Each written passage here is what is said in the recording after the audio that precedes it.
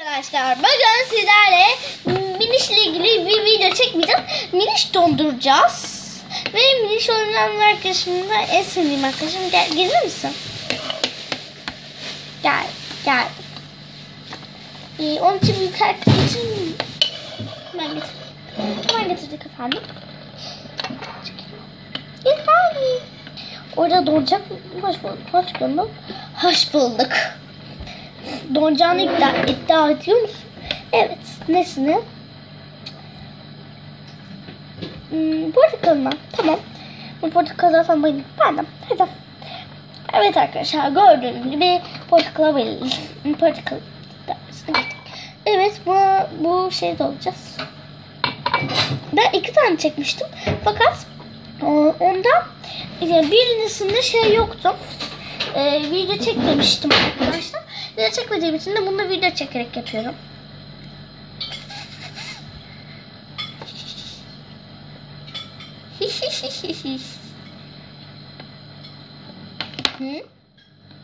Sen mi yapıyorsun? Hayır. Ne alakası var? O bir yapıyor. Yorumlara söyleyin. Lütfen. Şu an moralim çok bozuldu. Susar mısın? Bak seni buraya konuk ettiğimi pişman ettim. Evet, şimdi musluğa doğru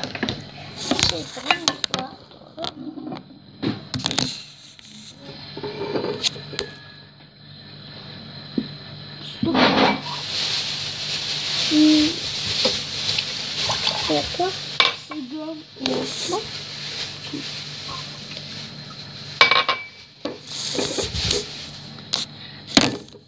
Özür dilerim.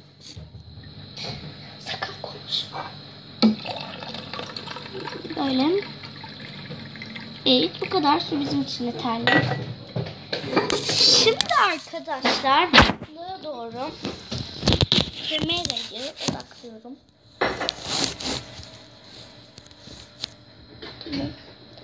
Şöyle.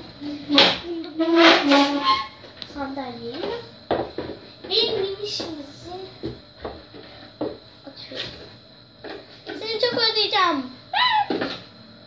Ben de. İddiasına girdik konuşma. Ay tamam. Ya buzluğu açıyorum.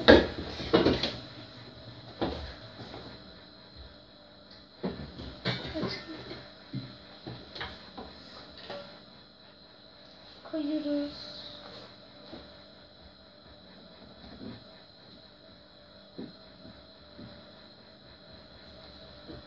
Şöyle büyüteyim arkadaşlar.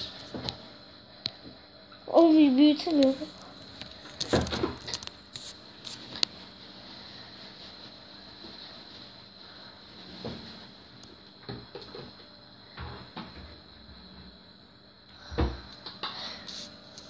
Neyse arkadaşlar.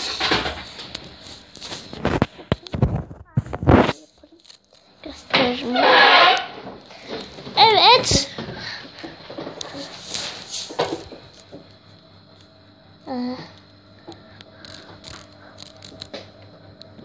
Görünmüyor. Ay çok sıkıştım.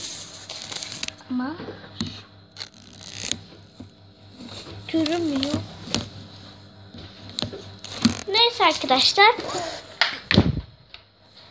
Kaşık nom nom nom nom nom nom nom. Evet böyle neyse. Evet arkadaşlar videomuzda görüşmek üzere. Bye bye. 2500 abone çıktılar. Sizi seviyorum. Bye bye. Daha yarın böyle konuşmayı böyle hızlı konuşmayı daha baba bu yeni hızlı konuşmayı daha bu hızlı konuşmada benim bana katılıyor musunuz bilmiyorum ama yorumlara yazarsanız sevinirim. Gel ben 2500 abone arkadaşlar. Bye bye.